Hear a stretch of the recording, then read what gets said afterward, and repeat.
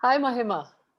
Hi, how are you? I'm very good and welcome to Soul Brews with Sheba. Welcome to Thank Coffee and you. Soul. Thank you. So wonderful to have you here with me. I know, And I'm, wonderful to be here. yeah, and I'm so glad that we've been trying to make this happen for a while, but I'm really glad that it's Yeah, happened now. So me too, me how are too. you? How are you I'm doing? good, thank you. I'm good. How about you? I'm doing all right. I'm doing all right. How's the writing coming along? It's okay. So I hit a tiny blog, I think a couple of months ago, but slowly I've been getting over it. So I've realized that I'm not the. I think most writers I know, they make it a habit to write every day.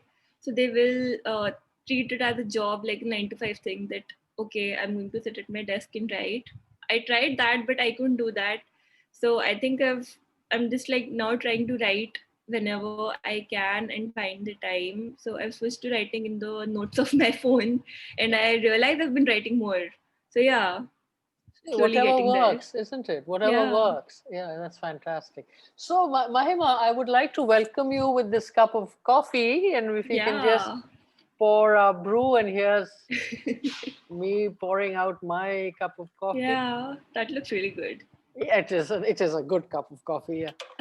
Cheers. Here's to life, Cheers. Yeah. and good to have you on Soul Brews. Thank you. Wonderful to be here. Mahima, I'm going to ask you to hold that cup of coffee in your hands, Oh, yeah. and if you can just keep it and sit back and just keep that in between maybe both your palms and feel the warmth of it. So you can close your eyes. What's the image that comes to your mind as you do this? Mm, I see mountains and I see books. Yeah. Yeah. Anything else that stands out to you in what you're looking at? I think the silence, the complete lack of human sound, and yeah, the lush greenery. Yeah, and I remember how crisp the air is, but yeah, I mean, I don't see it, but yeah, I can like feel You that. feel it. Yeah. I Yeah, can feel yeah, it. You yeah, feel it. Yeah. Yeah. yeah. Yeah. Okay. So I'm going to invite you to open your eyes and thank you for sharing this with us. And tell me, what does it mean to you, this visual that you just had? What does it So hold for you? I What does it say to you? So I think for the longest time in my life, and I think I also come from that school of thought where you're supposed to, have a conventional job, make sure you save enough money, and then get married and have like a regular conventional life with no risks, and it's like a standard fail-safe option that most Indian middle class families have.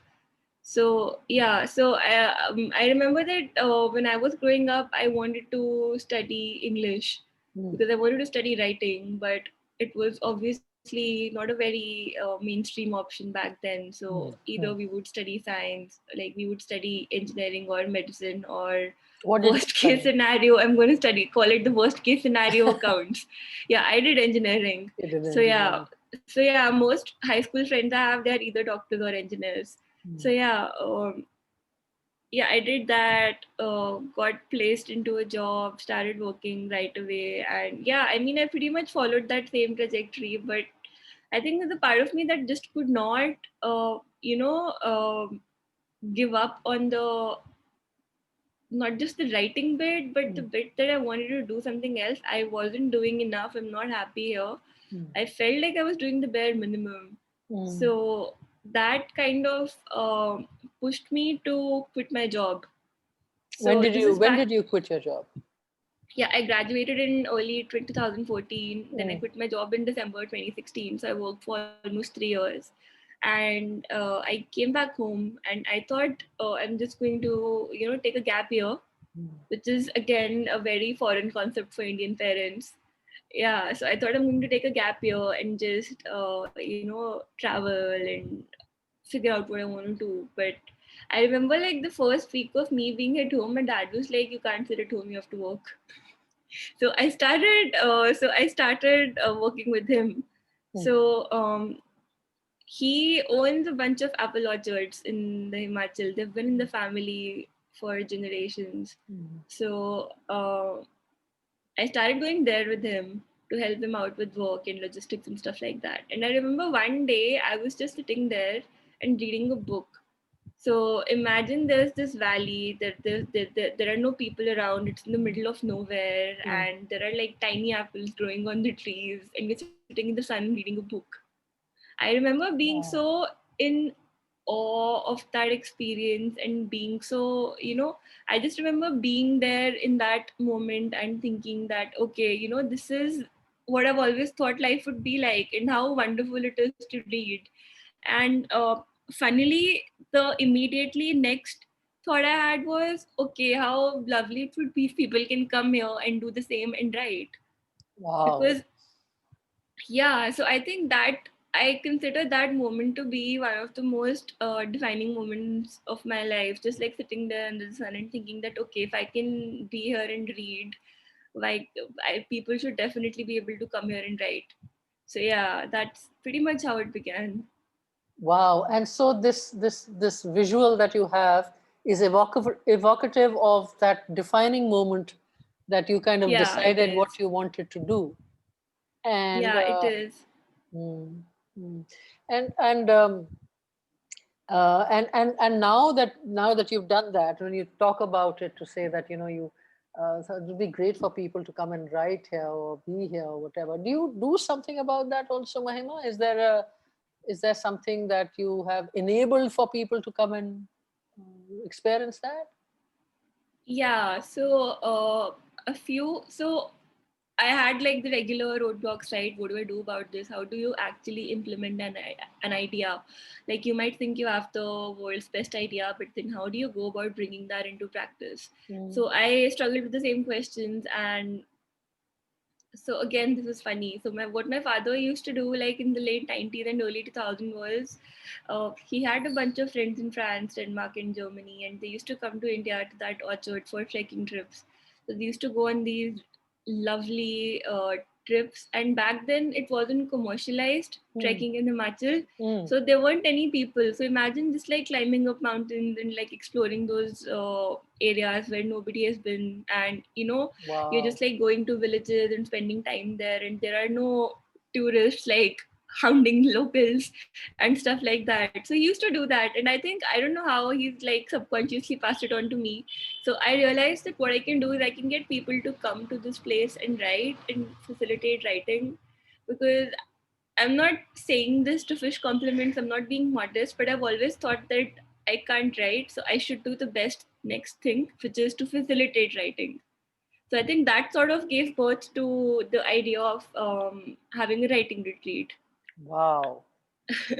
It's And when I it's was Yeah, go ahead, go ahead. I'm listening. sorry, so when I was thinking of names, I wanted something which explained it, like which was just obvious and in your face. So again, I come from a background of Sanskrit scholars, so I just remember, Really, that's so yeah, interesting. I will come back to that. I'd like to yeah, understand that a little bit more. Go ahead with what you're saying. yeah. So I remember uh, there used to be this word. So I think we are all familiar with the word lake. Means Yes, an essay in Hindi. So yes. then you go back to the Sanskrit roots. You go to alek, which also means a written text or written word. Mm, And then I went a step further, like mm. another step back, and I came across alekhya, which means to write, writing. So I thought that, okay, this is the perfect word for something like this, and that's how it came around. So the retreats are called, or it's called Alekhya, is it? Yeah, yeah. Wow, wow. And how many of these have you run?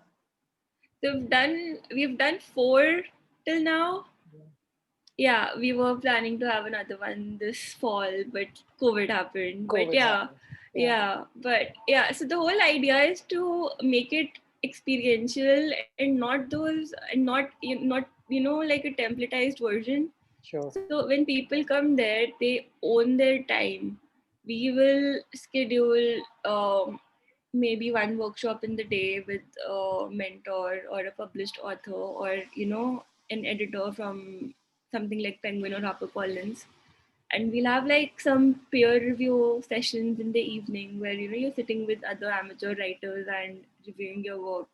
But apart from that, your time is yours. So the idea is that we are putting you in an apple orchard in the middle of nowhere. There are no humans around. There are no coffee shops or markets or It sounds idyllic, Mahima. or TVs or movie theaters around. So all you need to do is just like find a spot which works best for you and sit there and write. Or even if you don't write, just think about writing, because I get this feedback a lot that we didn't write when we were there, but we came back with so many ideas, and we've been writing more than we ever did. So yeah. So that is also like a period, almost like a gestation period, isn't it? Also for Yeah. people to fully experience the creative flow and process, and to allow the seeds to germinate. And I Yeah. guess Yeah. that's what you help in doing. And it's so amazing what you said, Mahima, when you said, I can't write, so I want to make that happen. I just want to tell you that that is so not true. Thank you. That's really kind. You Thank can you. write, and you write really well, whatever I've read or what you have Thank you. written. But I'm waiting for that blockbuster, and I'm sure it'll come out soon. So Yeah, fingers crossed. that's right. Yeah. Yeah. So talk to me a little bit more about your life. So far, you've shared with me, how it went, and what have been your key learnings as you journey on. Some Yeah, things I that you'd think like to share. one thing I've learned is that no matter what we do, so I am also a data scientist, right? So I also do that Yeah, tech isn't that stuff on it? the I'm side. coming in here. Sorry, this is such an interesting profile. You're a data scientist, and you're a writer, and you have a background of Sanskrit scholar, and you go to these lovely apple orchards, but you also mining data. So it's really, you build websites. There's so much that Yeah, you do. You're doing something in the field of AI ethics. I think that's what you just joined and working on. What a yeah. phenomenal portfolio already, Thank Mahima. you. So, okay, I can say this for sure that this sounds great, but it's just like regular stuff that anyone can do.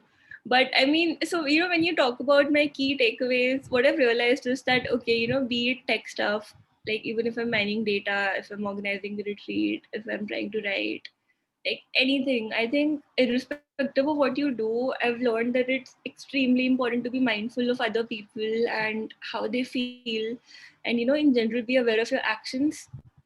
You can you know you can have a plan, stick to it, do what you're doing, but there's always going to be some level of unpredictability. So I think I've learned to be more patient when something like that happens, to always have a plan B. So I think this is really funny. Like when I have to do something, I always come up with a plan B first before I come up with the plan A, because I want to have that option in case it fails. Yeah. But Why? like, What, yeah, what do you think? What do you think has made that happen? That the plan B comes into place before plan A? I think in general I'm a very anxious person, and I always tend to think of the worst case scenarios. So that has always pushed me to have like a backup, Mm. have a backup option. I think subconsciously that's what I was thinking when I decided to pursue engineering instead of writing. That okay, you know, writing is what I want to do, but in case it doesn't work out, at least I'll have a backup. So yeah, I think it somehow like reflected it on my life choices, that like have a backup first, and then I think a part of me is really scared of like doing what I really want to do Mm. and pursue that, but I haven't been able to confront that yet. I think there are also tremendous strengths in that. So one is to, of course, look at it as you're looking at it, to be able to confront it. The other is what it gives you. I mean, it really gives you feel safe, right? Often, Yeah. and I think that's a very, very big thing to have in your bag of tricks. So that's great. All right. Okay. So go ahead. Yeah, you were telling me your key takeaways and your learnings. Yeah, that, and also, I mean, I think one of the more important things was to not take failure personally.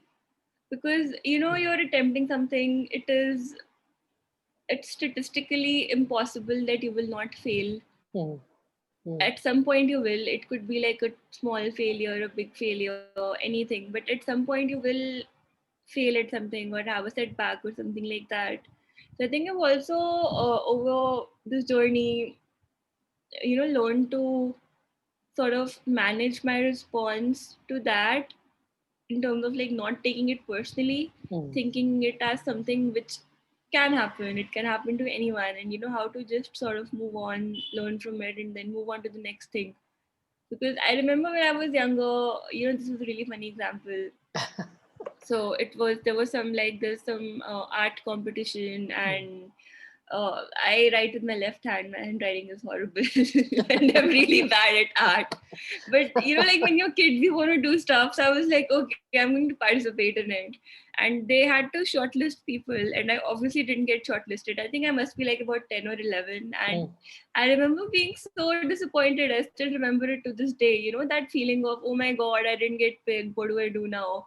So yeah, I think that was obviously, as kids we can't control our responses, but I Sure. think over the years of I'm trying to be better at that, be better at failing, that you will attempt things, you will fail at them.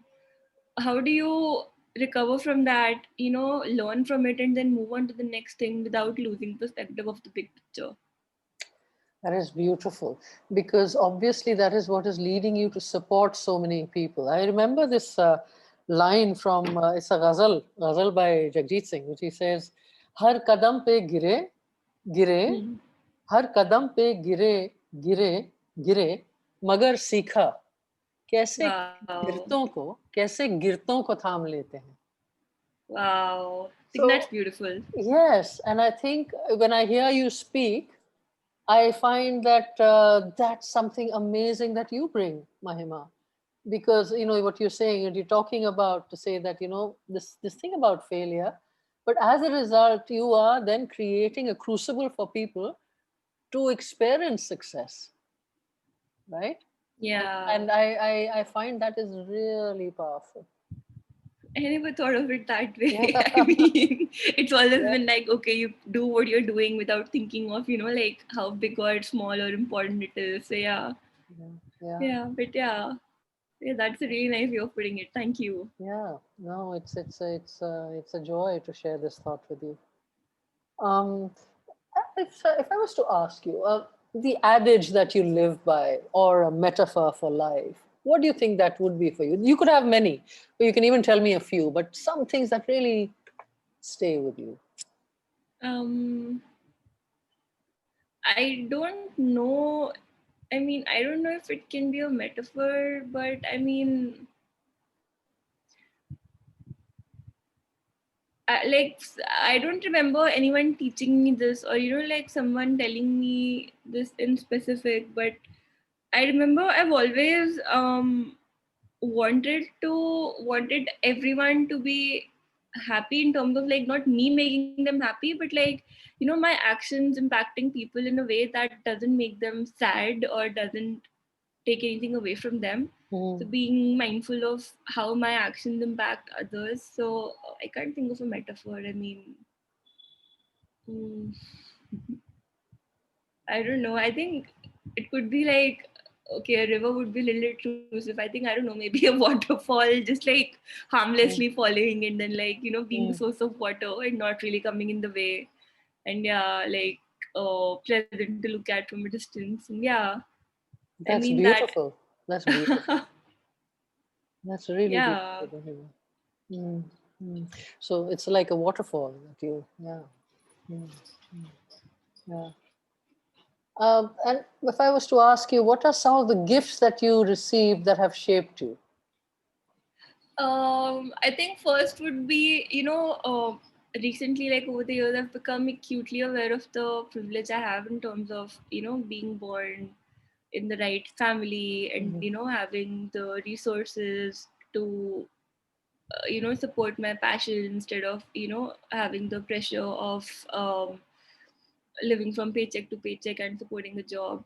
So I think also like one of the shaping experiences was that when I started working, I realized like I decided not to take any money from my parents, and we used to get paid peanuts.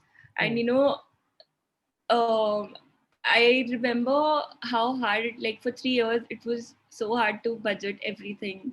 And because I was living in Bangalore, it's a big city, there's inflation, there's so much. And that You were made living in, me sorry, Bangalore? Bangalore. Yeah, Bangalore, yeah, Bangalore. yeah, Yeah. yeah.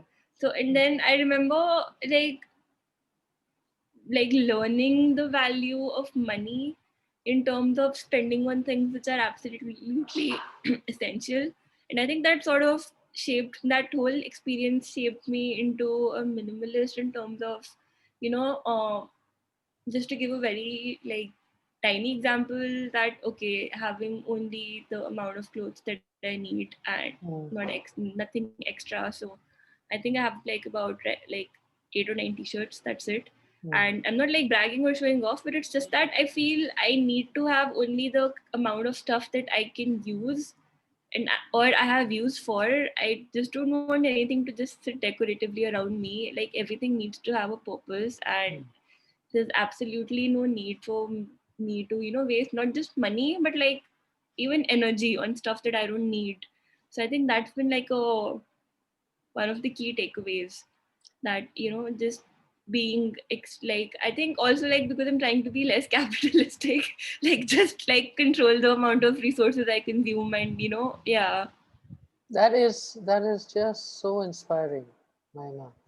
Because, and I think, there was something I was reading yesterday that unless and until we have people who are in their 30s, 20s, leading people like us, old fogies now, but but No, telling you're not us, old. You're not.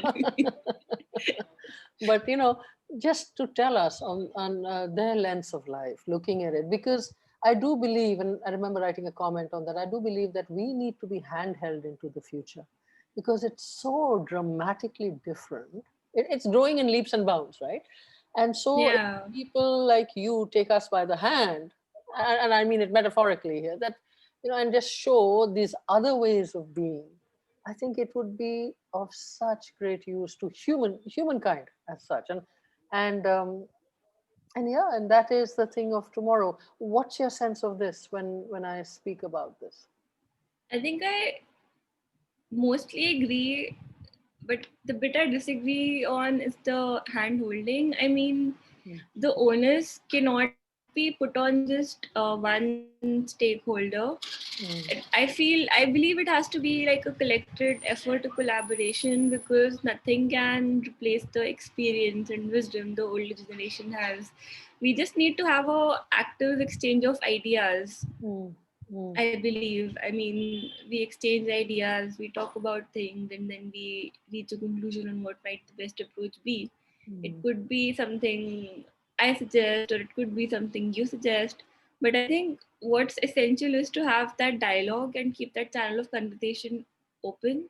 I feel that's lacking, that's what we lack today, mm, in terms of people being very firm in their opinions and being very staunch in their beliefs and not being open to conversation or dialogue. mm, So I feel if we are able to, as a society, achieve that you're just open to ideas and just being open to the possibility of being wrong, mm, I feel that would change so much. That mm, would be bring about such a massive change, because I mean it's not possible for everyone to have the same ideology. So yeah, mm, I mean mm. we just need to be more accommodating, I feel. Wow. And how do you think that can happen, Mahima? What can we do to create that? And obviously, I mean, I guess we all have to do it in our little sectors. But what do you think one can do in order to ensure that that dialogue, what you say is so true, that people are so rigid in their views oftentimes. Yeah. And so, what can be done about making this, this this bridge, as it were? I think the one thing, the only, and I have a very limited worldview, like, but the one thing I've seen work is just talking. And like, I'll give a small example.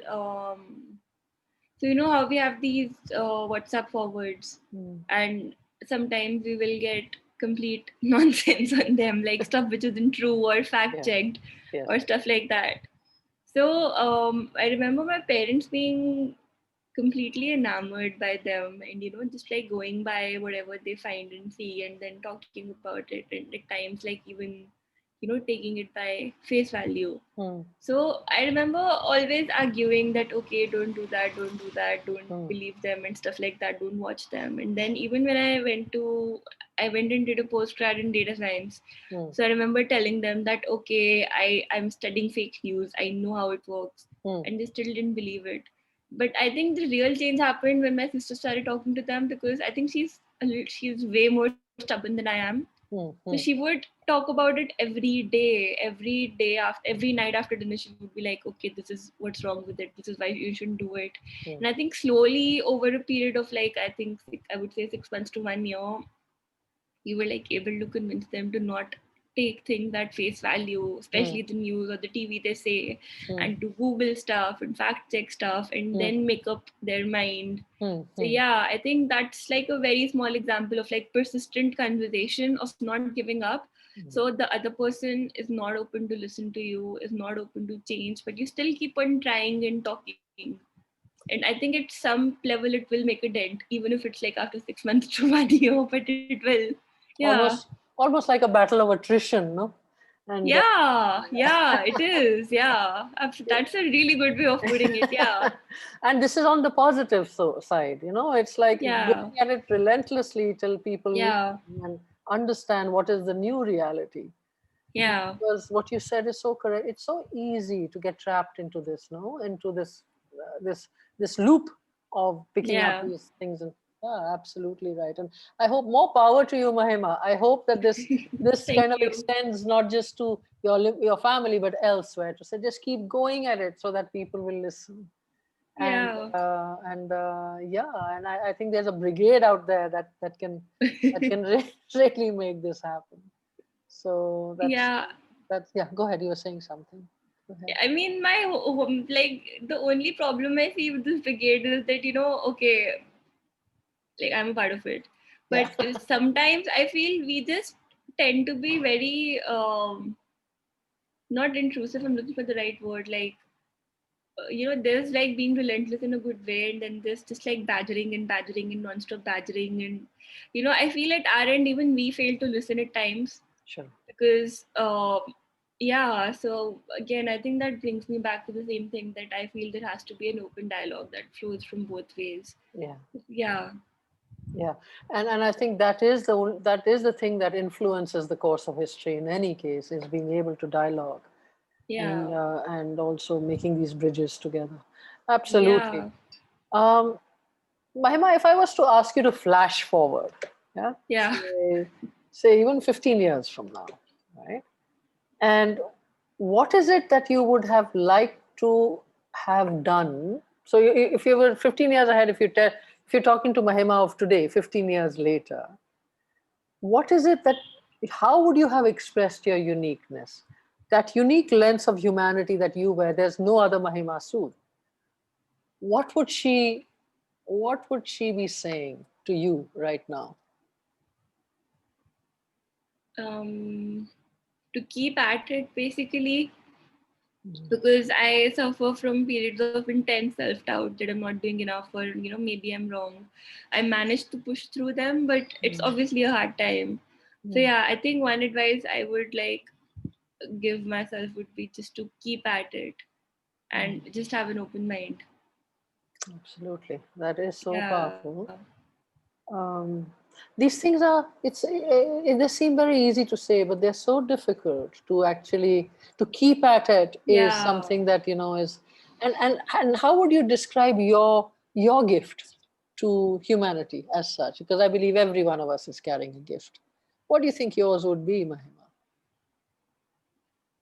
I think honestly it would be just being more accommodating to other people and being more mindful of their emotions, because I feel that's what we really lack today, like being empathetic and just being nice on the face, just being kind. because I have seen so many times like what a massive difference it makes just to like talk to people nicely, or just be nice. So the bitterness that's going on today, that really puts me off. So I feel, yeah, I mean, my my offering would be to just be nicer, be kinder, and be more mindful of other people's emotions. Hmm. I think that is so beautiful and so needed. When you say kinder, exactly. I mean, I despair sometimes when I don't see that playing out. And Yeah. yeah, yeah, and it's so amazing that you should call it out. To say that that is what is required, and what a beautiful lens to view the world. Thank you. Yeah.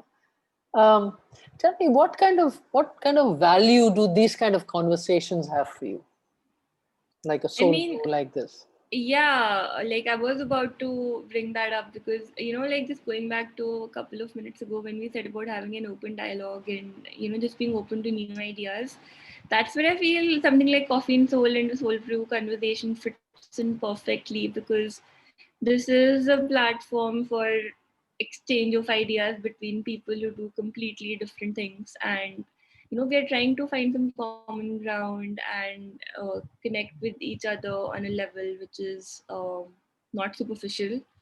So I feel it's extremely important having like a platform where you can exchange ideas and learn things from each other.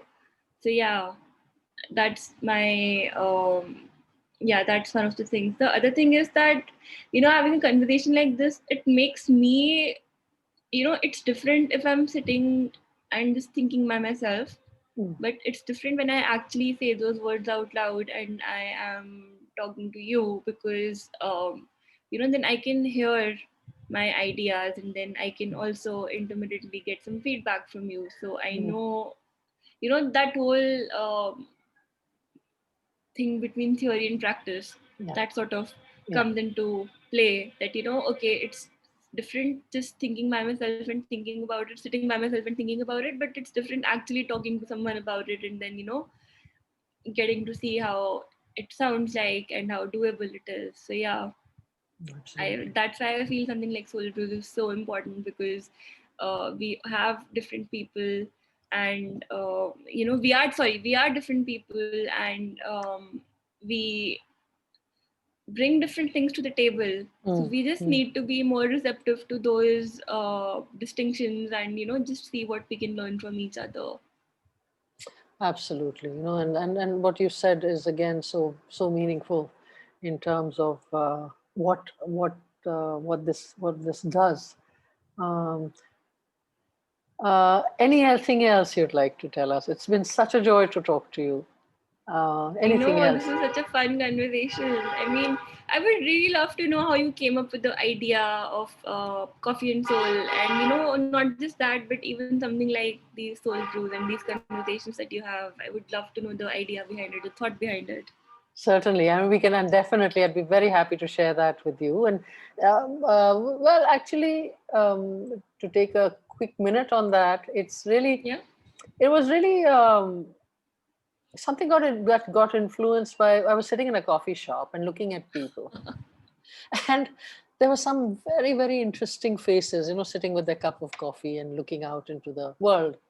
And that's when this idea took birth to say, what is this person thinking? What is this whole story? And I really want to go and talk about it and hear them if they're willing to share this with me. And so that's how this idea came into being, is to be able to bring different perspectives of human beings, much like what you've said, Mahima, in order to include, not to, because everybody has a story, everybody has a perspective. It's just that perhaps we need to stop and listen, you know Yeah. and we learn a lot from, just as it is our culture. If I talk about the is a shrota culture, we listen, you know and we Yeah. listen and learn.